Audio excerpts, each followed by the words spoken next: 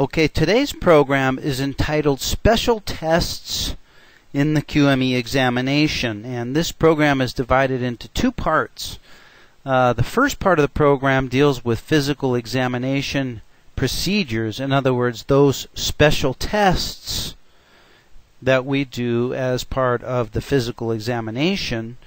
And then in part two of the program, we're going to get into those special tests that are part of the diagnostic imaging examination.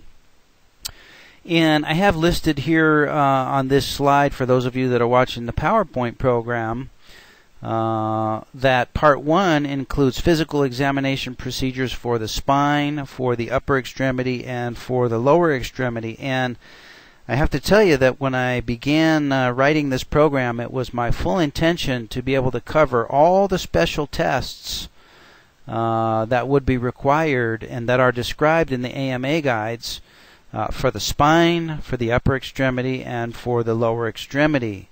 However, as I got into this program and got going, I found that just doing the special tests related to the spine exam got to be more and more involved than I initially thought. And so today's program involves special tests only for the spine examination. I'm now in the process of creating an entirely separate 6-hour program to handle special tests in the upper and lower extremity examinations, and those special tests will all be combined into a separate additional 6-hour program. But for today, we're going to handle special tests simply as related to the spine.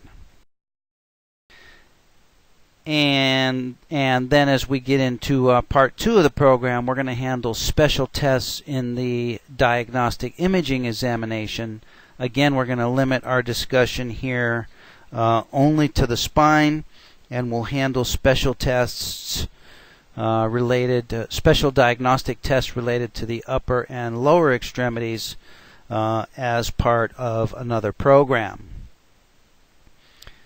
Okay, so let's begin. Let's talk about special tests in the physical exam. Now, when I say the term quote-unquote special tests, I wonder what comes to mind. What do you think of when you think of special tests?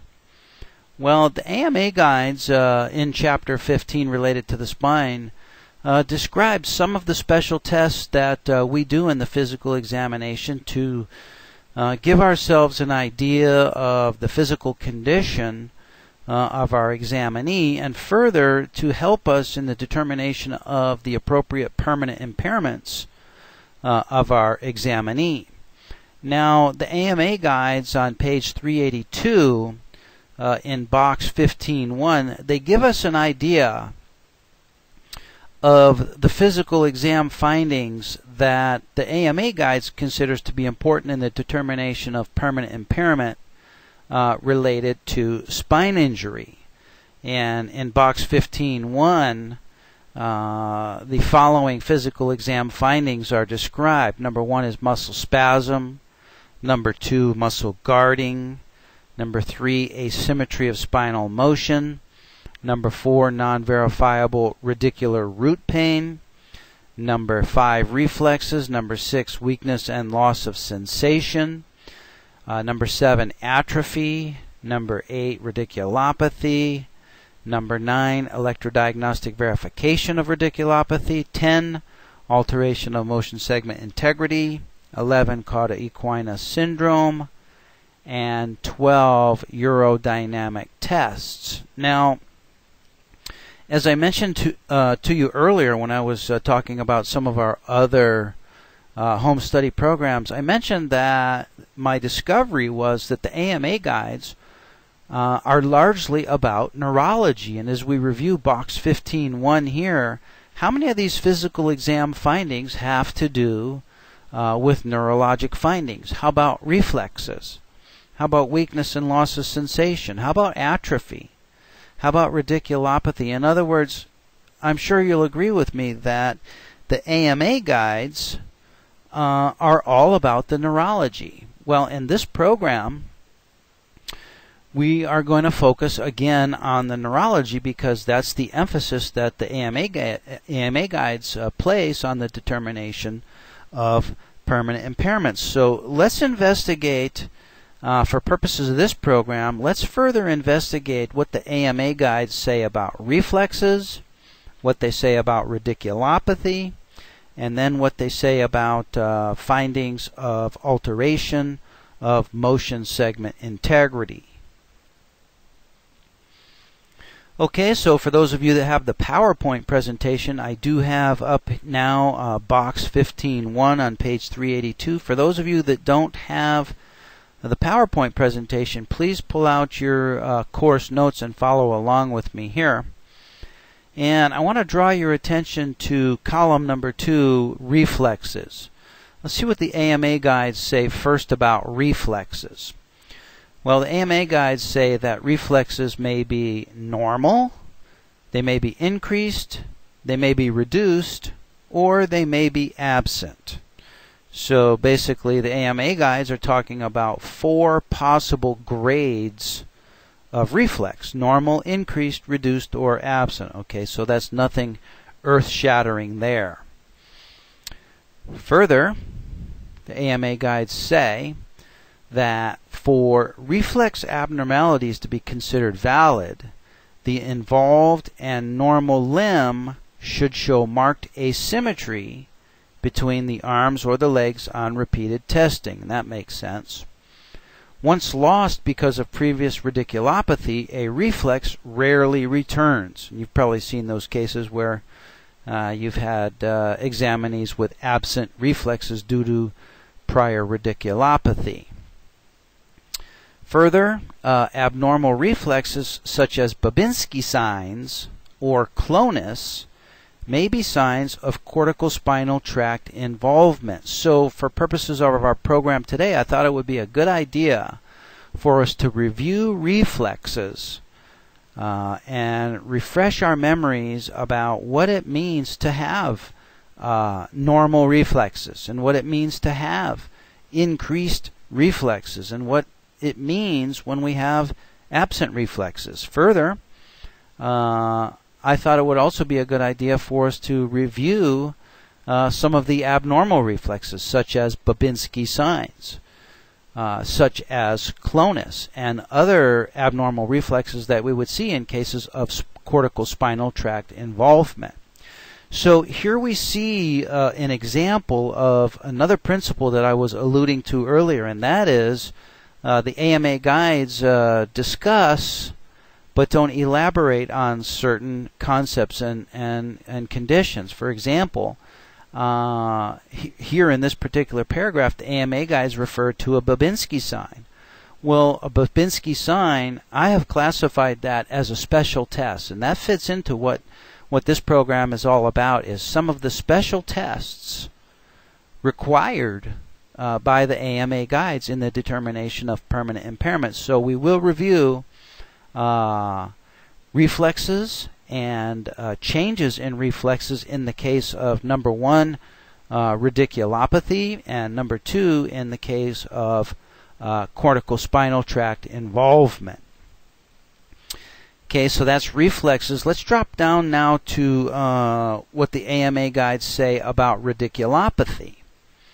Okay, radiculopathy. So this is a quote now. It says, radiculopathy, for the purposes of the guides, is defined as a significant alteration in the function of a nerve root or nerve roots, and is usually caused by pressure on one or several nerve roots. The diagnosis, that is the diagnosis of radiculopathy, requires a dermatomal distribution of pain, numbness, and or paresthesias in a dermatomal distribution. A root tension sign is usually positive. The diagnosis of herniated disc must be substantiated by appropriate findings on an imaging study. The presence of findings on an imaging study in and of itself does not make the diagnosis of radiculopathy. There must be clinical evidence as described above. Well, what is the clinical evidence that's described above? Well, Number one is a dermatomal distribution of pain, numbness, and or paresthesias, and a positive root tension sign. So, what are the root tension signs? Let me ask you, doctor, what are the root tension signs? What are some of the root tension tests for the cervical spine? What are some of the root tension tests for the thoracic spine?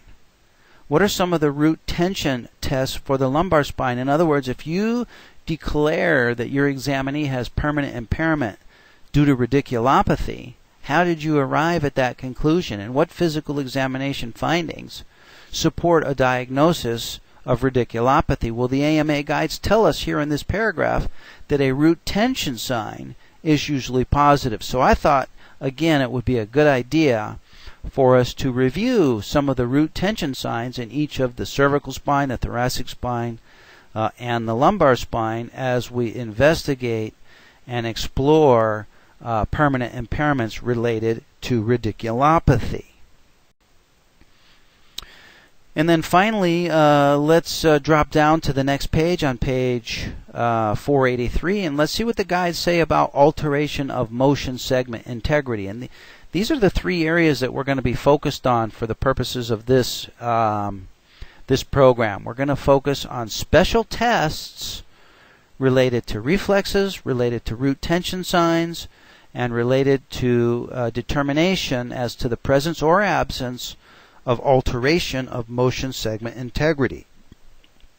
So the guides say that, quote, motion segment alteration can be either loss of motion segment integrity, which is increased translational or increased angular motion, or it can be due to decreased motion, secondary to developmental fusion, fracture healing, healed infection, or surgical arthrodesis, unquote. So let's review that. Let's pick that apart. It says that motion segment alteration can be either, number one, loss of motion segment integrity, which is increased translational or increased angular motion. So what this refers to as, it refers to a sloppy vertebra, a hypermobile vertebra, a lax vertebra that has increased translational motion or increased angular motion. Okay, so that's one form of alteration of motion segment integrity. The second form of alteration of motion segment integrity is not due to a sloppy vertebrae, but it's due to a stiff or stuck or immobile or hypomobile vertebrae due to developmental fusion. Well, what would that be? That'd be like a block vertebra, correct? Due also to fracture healing, due to healed infection, or due to surgical arthrodesis. In other words, a surgical spinal fusion. So we can have either increased motion or decreased motion. And I want to let you know that in my experience, after doing thousands of analyses of motion segment integrity, that the large majority of cases involve decreased motion. I rarely see cases of increased motion. More likely it involves decreased motion, either due to surgical arthrodesis or simply due to loss of function of the spinal vertebra. Okay, so let's continue on with the guides here. Regarding arthrodesis, an attempt at arthrodesis may not necessarily result in a solid fusion, but may significantly limit motion at a motion segment. So, doctors, limited motion qualifies for permanent impairment. And even though the guides discuss causes for limitations of motion, for example, due to developmental fusion, fracture healing, healed infection, or surgical arthrodesis, there are other causes of limitation of motion of the vertebrae. And it's my opinion, and it's been my experience, and I have written reports that support permanent impairment due to alteration of motion segment integrity when I can identify that indeed there is limited motion at one or more spinal motion segment. In this program, we're going to go into how to do an analysis of motion segment integrity. Okay, finally, the AMA guides say that motion of the individual spine segments cannot be determined by a physical examination, but is evaluated with flexion and extension röntgenograms. Okay, so here is your authority, doctor, to order flexion and extension röntgenograms with every single spinal injury case.